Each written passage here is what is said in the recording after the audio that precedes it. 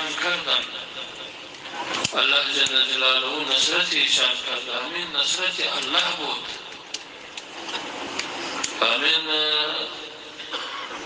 قوت ما نبود همین نصرت الله بود وما رميت إذ رميت ولكن الله رمى فلم تقتلوهم ولكن الله قتلهم الله جل جلاله ایشان را قتل کردن ما قتل نکردن ما ناکام نکردن انشاءالله الله ناکام کرد نصرت الهی آمد همین الله که به ما نصرت کردن و همین الله بی‌وفایی نمی‌کنیم وقتی که الله به وعده خود وفا کردن ما را نصرت دادن کامیابی دادن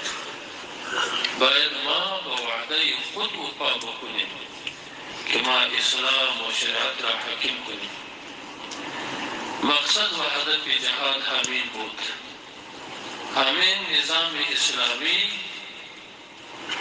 که در نتیجه جهاد مجاهدین آمده هدف و مقصد ایشان حاکمیت دین اسلام است شریعت تطبیق مقصد نداره الله جل جلاله رحم کرد